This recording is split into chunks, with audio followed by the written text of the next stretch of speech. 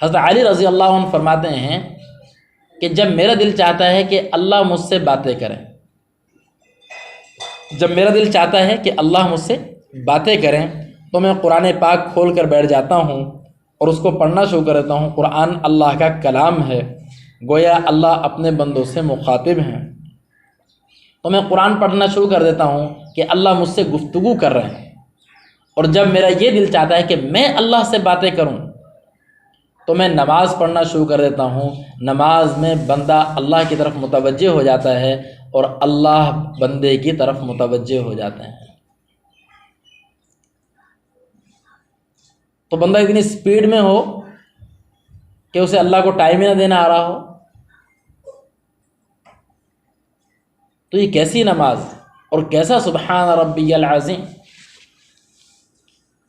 تو ہمارے ہاں تو 3 دفعہ بھی پورا نہیں ہوتا، جب سب سے کم 3 مرتبہ ہے، ورنہ 5 دفعہ، 7 دفعہ، 9 دفعہ سبحان ربی العظیم کہیں، 11 دفعہ کہیں، 15 دفعہ کہیں، 17 دفعہ کہیں، 19 دفعہ کہیں، 21 دفعہ کہیں۔ لمبا رکوع، حضور صلی اللہ علیہ وسلم کی بعض دفعہ آدھی آدھی رات لمبے رکوع میں گزر جایا کرتی تھی۔ آدھی رات کا رکوع کرنا، اللہ اکبر، اپنے آپ کو اللہ کے سامنے جھکا دینا۔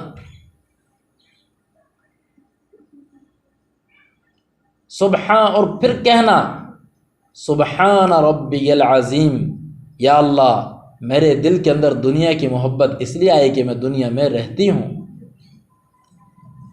دنیا کی باتیں ہوتی ہیں لیکن تو سب چیزوں سے پاک ہے، تو تو رب ہے اور تو تو عظیم ہے، بہت بلند و بالا، عظیم مرتبے والا ہے۔ آرام آرام سے سبحان ربی العظیم، سبحان ربی العظیم، تو زیادہ مرتبہ کہنا شروع کریں۔ اس سے اب 3 کو ختم کریں، 5 دفعہ پہ جائیں ہم۔ 5 دفعہ میں کہیں گے تو کچھ نہ کچھ ہمارا رکوع ہوگا، ورنہ 3 مرتبہ میں تو بس رکوع میں جاتے ہیں اور فوراً کھڑے ہو جاتے ہیں۔ حدیث کے اندر آیا نا کہ بعض نمازیں ایسی ہوتی ہیں کہ وہ کالے کپڑے میں لپیٹ کر نمازی کے منہ پہ مار دی جاتی ہیں۔ اور قرآن پاک کے اندر فویل للمصلین، ہلاکت ہو نمازیوں کے لیے۔ بے نمازی نہیں صرف ہلاک ہوں گے قیامت کے دن، نمازی بھی۔ سورہ معون کے ارائیت الذی یکذب بالدین فذلک الذی یدع الیتیم ولا یحض علی طعام المسکین فویل للمصلین، پس ہلاکت ہو نماز پڑھنے والوں کے لیے۔ نماز پڑھنے والے کیوں ہلاک ہوں گے؟ کہ وہ نماز کو صحیح نہیں پڑھتے، اپنے پروردگار کا نام ہی صحیح نہیں لیتے، اس کے سامنے رکوع ہی صحیح نہیں کرتے، اس کے سامنے سجدہ ہی نہیں صحیح کرتے۔ فویل للمصلین۔ تو ہم رکوع کو بہترین انداز میں، پھر اس طرح جب سجدے کے اندر جاتے ہیں، ہاں سمع اللہ لمن حمدہ کہتے ہیں، تو اس کے بعد بھی ہم کہتے ہیں ربنا لک الحمد۔ یہاں پر بھی لفظ رب استعمال ہوا، ربنا، رب، اے ہمارے رب، لک الحمد، ساری تعریفیں آپ کے لیے، ساری اچھائیاں آپ کے لیے، سارا حسن آپ کے لیے، ساری خوبصورتی آپ کے لیے، ربنا۔ پھر یہاں پر رب کا لفظ استعمال ہو رہا ہے۔ پہلا لفظ نماز میں استعمال ہوتا ہے اللہ اکبر کا، دوسرا سب سے زیادہ لفظ استعمال ہوتا ہے رب کا۔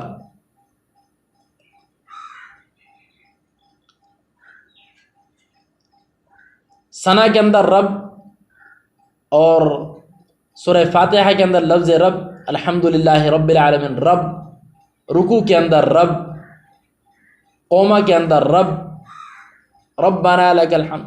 سجدے کے اندر چلے گئے سبحان ربی العظیم، رب، سبحان ربی العظیم۔ اس کو بھی رکوع سجدے کو بھی بہترین انداز سے 3 مرتبہ کو ختم کر دیں ہم، تو 3 مرتبہ میں تو شیطان ہمارا سر ہی نہیں ٹکنے دیتا زمین کے اوپر، اتنی سپیڈ سے ہم پڑھتے ہیں۔ اسے 5 دفعہ کے اوپر لے کر جائیں تاکہ 3 دفعہ تو صحیح طرح پڑھا جائے نا۔ تو سجدے میں جا کر صحیح طرح اپنے ماتھے کو زمین کے اوپر ٹیک دینا، ناک کو زمین کے ساتھ رگڑنا اور کہنا سبحان ربی الاعلی، سبحان ربی الاعلی، سبحان ربی الاعلی، کم سے کم 3 مرتبہ سکون کے ساتھ۔ نماز میں صرف 4 چیزیں صحیح کر لیں، پوری نماز خوبصورت بن جاتی ہے۔ نماز میں صرف 4 چیزیں صحیح کر لیں، گن لیں ان 4 چیزوں کو۔ نمبر 1، رکوع تسلی سے کرنا۔ نمبر 2، رکوع کے بعد تسلی سے کھڑا ہونا۔ نمبر 3، سجدہ تسلی کے ساتھ کرنا۔ نمبر 4، دونوں سجدوں کے درمیان تسلی سے بیٹھنا۔ صرف 4 چیزیں نماز میں ٹھیک کر لیں، نماز خوبصورت بن جائے گی۔ پھر دہرا دیتا ہوں، رکوع تسلی سے کرنا، آرام سے، کوئی جلد بازی نہ ہو۔ اس کے بعد جو ہے قوما، رکوع سے کھڑا جو ہوتا ہے وہ تسلی سے کھڑا ہونا، سجدہ تسلی سے کرنا، اور دونوں سجدوں کے درمیان بڑے تسلی کے ساتھ بیٹھنا۔ نماز دیکھنا کتنی خوبصورت ہو جائے گی۔ آج ایک اور چیز آپ کو بتاتا ہوں، آپ غور کریں گے تو آپ کو سمجھ میں آئے گی، اور آپ کے ساتھ ایسے ہی ہوتا ہوگا۔ جو لوگ نماز میں جلدی کرتے ہیں ان کی نماز کے باہر کی زندگی بھی بڑی تیز ہوتی ہے، جلدی جلدی جلدی جلدی جلدی جلدی، اور آپ سب کو پتہ ہے کہ جلدی کے اندر زیادہ تر کام خراب ہوتے ہیں۔ جن کی نماز تیز تیز ہوتی ہے نا، ان کی باہر بھی بڑی جلدی ہوتی ہے۔ پھر کبھی کوئی چیز ٹوٹ جاتی ہے، کوئی چیز گر جاتی ہے، کوئی چیز ابل جاتی ہے، کوئی چیز خراب ہو جاتی ہے، کوئی چیز ان سے پھٹ جاتی ہے۔ یہ سب کچھ کیوں اور ہوتا ہے؟ نماز میں بڑی جلدی کرنے والی ہے۔ اور جس کی نماز میں یکسوئی ہو اور بڑے اطمینان کے ساتھ جو نماز پڑھتی ہو، اس کی باہر کی زندگی بھی بڑی مطمئن ہوتی ہے۔ یہ آج سے تجربہ کر کے دیکھیں، باہر کی زندگی کے اندر جلد بازی ختم ہو جاتی ہے۔ نماز کا تعلق ہے مولانا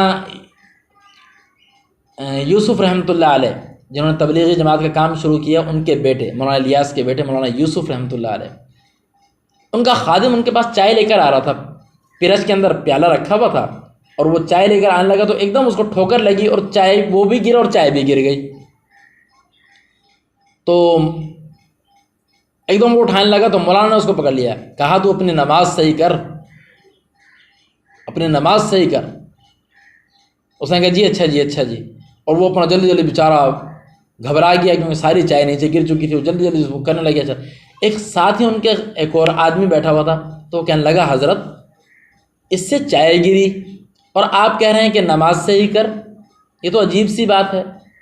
تو فرمانے لگے کہ اگر اس کی نماز میں جلد بازی نہ ہوتی، نماز میں اس نے کوئی ٹھوکر نہ ماری ہوتی، کوئی الٹا کام نہ کیا ہوتا، تو باہر بھی اس سے غلطی نہ ہوتی۔ باہر جو اس سے غلطی ہوئی ہے، اس نے نماز میں غلطی کی ہے۔ جی ہاں، یہ بہت بڑا فارمولہ ہے کہ اپنے باہر کی زندگی کو اور باہر کی غلطیوں کو، باہر کی کمیوں کو دور کرنے کے لیے ہم نماز کی کمیوں کو ختم کر دیں، ہمارے باہر کی کمیاں ختم ہو جائیں گی۔ تو تسلی کے ساتھ 3 مرتبہ تو کم سے کم سبحان ربی الاعلی سجدے میں، ورنہ 5 دفعہ، ورنہ 7 دفعہ، ورنہ 9 دفعہ، 11 دفعہ، طاق اعداد کے اندر 99 تک چلے جائیں بے شک۔ اور عورتوں کے حسن کی بات بتاؤں، عورتوں کے حسن کی بات بتاؤں، آپ لوگ قریبیں بھول جائیں گی، اعلیٰ سے اعلیٰ میک اپ بھول جائیں گی اگر اس نسخے کے اوپر عمل کر لیں کہ جس کا سجدہ جتنا لمبا ہوتا ہے اس کے چہرے پر اتنا زیادہ نور ہوتا ہے۔ اللہ والوں کے چہروں کے اوپر نور کیوں ہوتا ہے؟ نیک مردوں کے اوپر، نیک عورتوں کے چہرے کے اوپر نور واضح نظر آ رہا ہوتا ہے، نور چمکتا ہوا چہرہ نظر آ رہا ہوتا ہے۔ اس کا رنگت سے تعلق نہیں ہوتا، رنگ بے شک کالا ہی کیوں نہ ہو، لیکن چہرے پہ حشاشت، بشاشت، خوبصورتی دیکھنے کو دل چاہ رہا ہوتا ہے اس کا چہرہ۔ کیوں؟ اس کے سجدے لمبے ہوتے ہیں۔ سجدے میں ہمارا سر جو ہے نا، سر اوپر ہے، ہمارا دل نیچے ہے۔ ہمارے دل کے اندر سے ہر منٹ کے اندر جو ہے خون گزرتا ہے اور وہ پورے جسم کو پہنچا